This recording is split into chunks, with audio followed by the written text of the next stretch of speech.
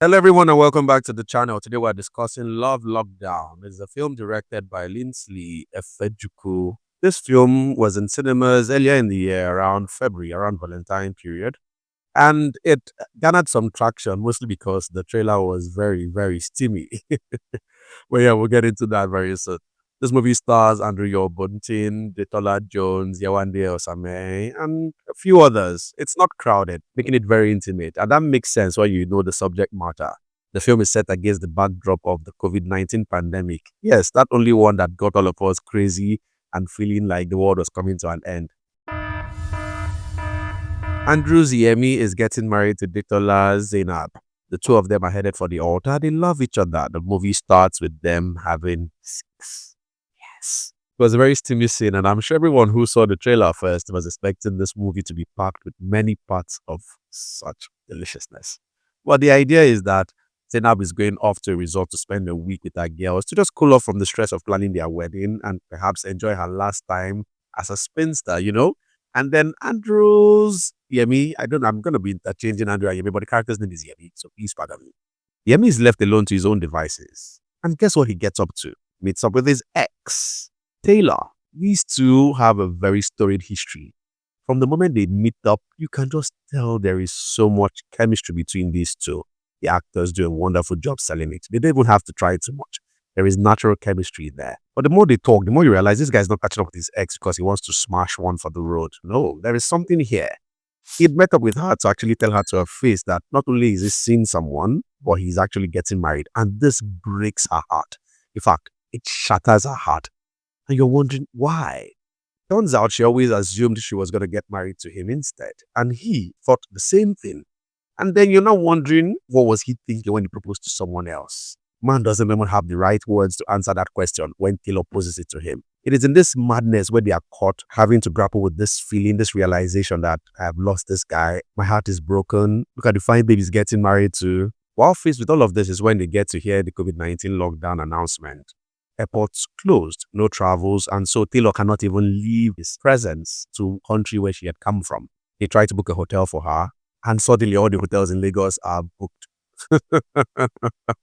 So convenient. But long story short, she has to spend the lockdown in his house.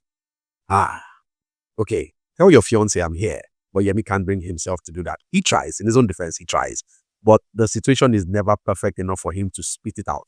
And you can just tell the way he's holding back each time something comes up on Zainab's end to hear what he has to say. And he, pulls his leg back. I can just tell this will not end well. And yes, it doesn't. Because when you leave a goat and a yam together in a tight, confined space, and you're telling the goat, you see this yam, you can see it, Abi? Yes, see, but don't touch. It's only a matter of time before the goat defies all laws, all order, and eats that yam. And Yemi does. He eats to his satisfaction. They both eat and they're happy. And then in this very silly, twisty part of the film where he suspects Zainab of cheating on him with someone she had earlier told him is bitch husband, that's where he lets his guard and like, what, I'm done with her.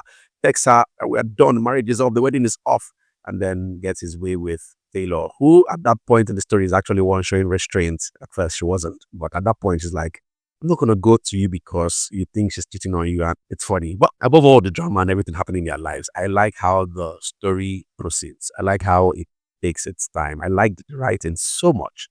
I thought it was mature. This is not something you see a lot in the average movies of this kind, generally. And I liked Love Lockdown so much. I think it's one of my favorite films of the year. Which is funny. As I was watching it, I was thinking this is funny. How a film so simple, so trivial. When I saw the trailer in January, February, I never thought this would end up being one of my favorite films of the year. But here we are. It is a mature story in how it is told. The story itself, the premise, it's simple.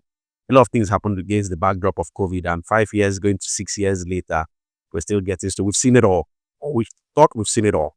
But every now and then comes one that is told well, like Love Lockdown. I thought it was told well. I thought the writing did it a lot of heavy lifting. And I also thought that the actors who were cast to do most of the heavy lifting did lots of that heavy lifting in terms of how they portrayed their characters Really good stuff from both of them. For Andrew, I think this is the best thing I've seen him in, and I loved both of them so much here. Even Detola Jones, in the few times she got screen time, she did well. Generally was good. The director's vision, the lighting, the way scenes were lit to fit in with when the story started to get more and more claustrophobic. I liked it so much. I liked it generally. I thought that the director had a vision and it was executed well. And this story is one that you should check out. Pretty good. If you did catch it in cinemas or you've seen it as well, let me know what you think in the comments. Like, share, subscribe, and as always, I'll see you in the next video.